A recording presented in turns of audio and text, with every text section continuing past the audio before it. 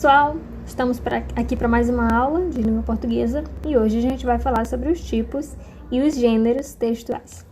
Muita gente confunde essas duas coisas, então você precisa estar ligadinho para saber o que é cada um e não confundir, tá bom?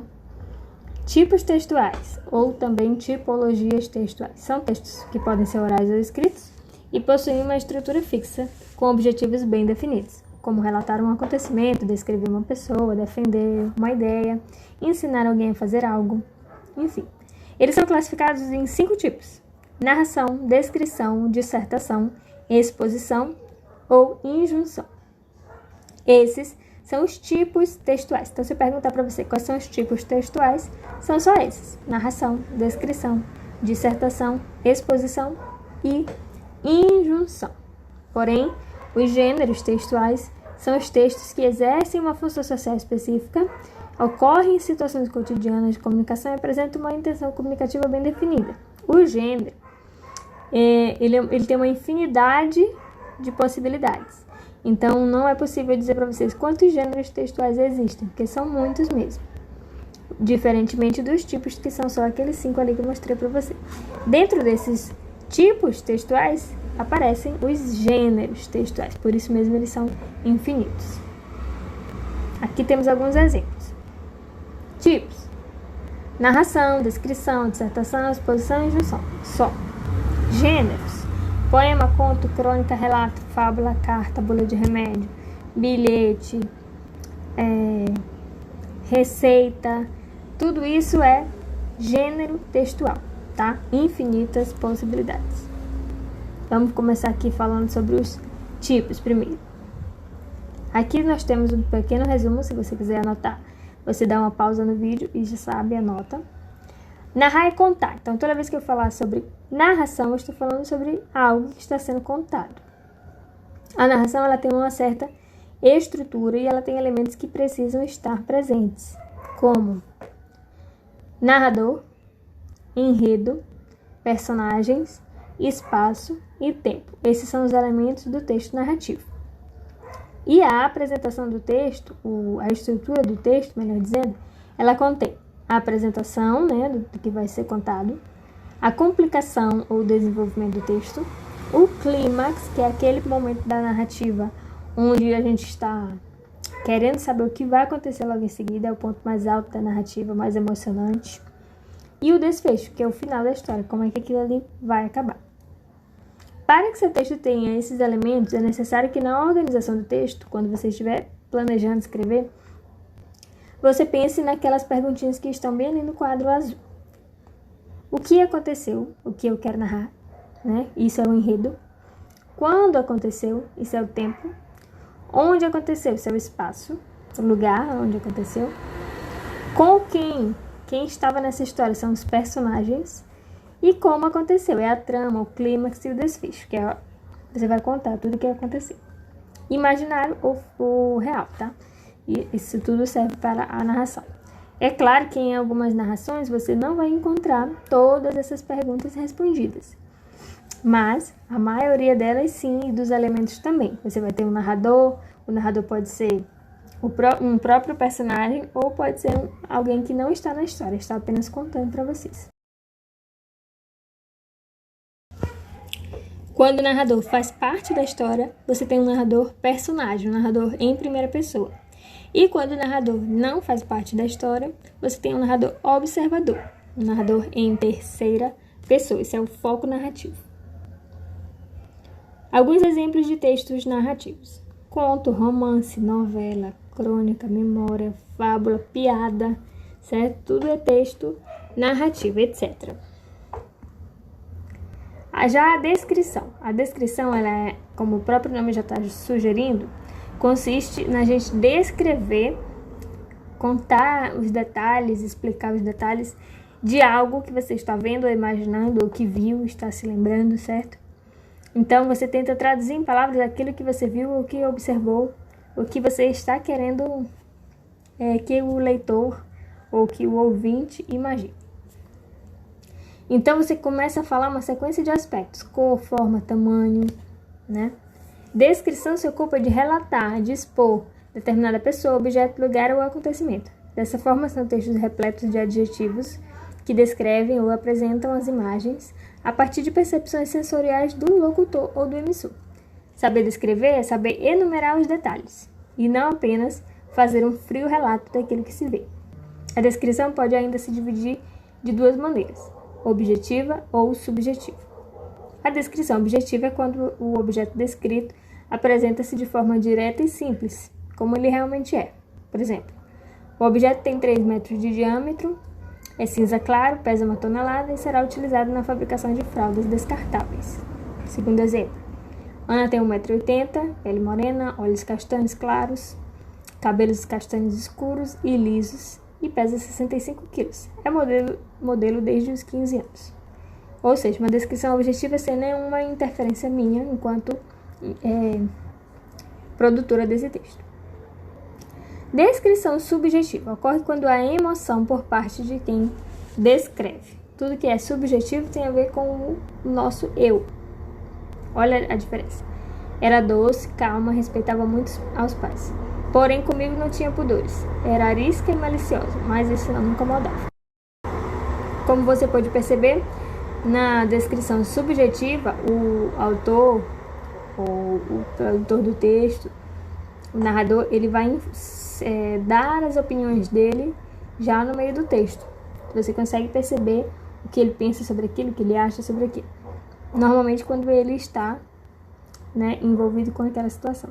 E na descrição objetiva não tem a presença da interferência deste produtor, desse autor. A dissertação, que é um texto muito famoso justamente por conta do Enem, é o texto exigido no Enem, nada mais é do que um texto onde você vai defender uma ideia. Dissertar é expor ideias em torno de um problema. Então, eles lhe dão um tema e você precisa dissertar sobre aquele tema, falar sobre aquele tema, argumentar sobre aquele tema. Dissertar é argumentar.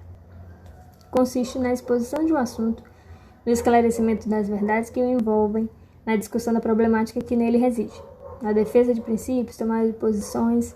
É organizado em etapas, devem ter começo, meio e fim. Esse começo, meio e fim, vocês estão vendo aqui o exemplo do lado, onde eu coloquei título, aí tem o primeiro parágrafo, introdução.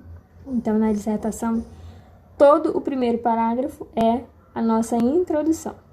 A partir do segundo parágrafo, você vai ter o desenvolvimento do texto. Essa parte de desenvolvimento, ela pode variar entre 2, 3 ou 4 parágrafos, dependendo do tamanho do texto que você precisa fazer. E lá no final, nós vamos ter a conclusão, esse último parágrafo aqui. A conclusão é onde a gente vai reafirmar tudo aquilo que a gente já disse no texto, nos nossos parágrafos de desenvolvimento, onde cada um deles eu argumentei uma coisa sobre a minha tese. Aqui eu vou apenas reafirmar tudo isso e também vou apontar uma solução para o problema. Normalmente é assim a dissertação. Aqui nós temos a divisão dessa dissertação, o que cada parágrafo precisa ter. Então, a introdução deve apresentar de maneira clara o assunto que será tratado e delimitar as questões referentes ao assunto que serão abordadas. Nesse momento, pode-se formular uma tese, que deverá ser discutida e provada no texto. Propor uma pergunta, cuja resposta deverá constar no desenvolvimento e explicitada na conclusão. Então, essas perguntas que a gente pode colocar, não é obrigatório, no parágrafo da introdução, elas precisam ser respondidas ao longo do texto, tá? Dissertação. Desenvolvimento do texto. São aqueles parágrafos que eu falei para você que pode variar entre 2, 3 e 4, dependendo do tamanho do texto. É a parte em que as ideias, os pontos de vista, os conceitos vão ser abordados. Então, aqui nos parágrafos de desenvolvimento é que você vai argumentar sobre a tese que você lançou lá no primeiro parágrafo. E, por fim, a conclusão, que é o momento final do texto. Você deverá apresentar um resumo forte de tudo que já foi dito e também deve expor uma avaliação final ou uma sugestão do que fazer, se for um problema, a ser resolvido. E aí está pronta a sua dissertação. Já o texto expositivo, ele tem a finalidade de informar e esclarecer o leitor através da exposição de um determinado assunto ou tema. Esse tipo de texto não tem a pretensão de convencer ninguém, mas sim de expor conhecimentos, ideias e pontos de vista. Sua linguagem é clara e concisa.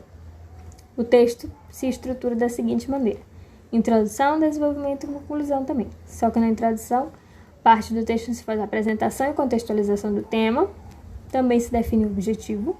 O desenvolvimento é feito uma explicação detalhada, né? Eu não vou argumentar porque eu não quero convencer ninguém, é só explicar. E a conclusão é o tema reafirmado como a síntese dos conteúdos abordados, certo? Tipos de texto, aliás, exemplos de textos expositivos: a reportagem, o resumo, o fichamento, o artigo científico e o seminário, dentre outros. O texto injuntivo ou a injunção, ele é um texto que tem como finalidade instruir alguém, ensinar alguém a fazer algo. Então ele é muito fácil da gente perceber. Os verbos normalmente estão no imperativo, ou no infinitivo, ou no presente do indicativo, mas normalmente no imperativo. São eles os manuais de instruções, que nos ensinam a usar determinados equipamentos, receitas culinárias, bulas de remédio, regulamentos, editais, códigos e leis. Todos esses textos são injuntivos. Tá, mas o que são, então, os gêneros textuais? Todos os exemplos que eu citei, quando falei de cada um dos tipos, são gêneros textuais. Por isso que eu disse para vocês que os gêneros são infinitos, porque nós temos muitos dentro de cada gênero. Então, aqui eu coloquei uma tabelinha com alguns, né? Alguns desses gêneros dentro das suas respectivas tipologias. Dentro da tipologia de narração, nós temos o conto, romance, a fábula, a novela ou HQ. Descrição: gêneros textuais que se encaixam dentro da classificação de descritivos. São os classificados, são os folhetos turísticos, cardápios, os anúncios. Gêneros dissertativos: ensaios, cartas argumentativas, dissertação argumentativa, editorial. Expositivo: reportagem, resumo, fichamento, artigo científico, seminário. E injuntivos: manual, regras de jogo, receita, tutorial. Também anote isso porque é muito importante.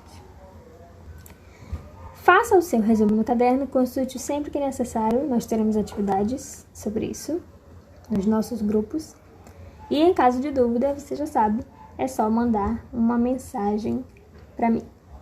Se você gostou desse vídeo, curta e até a próxima.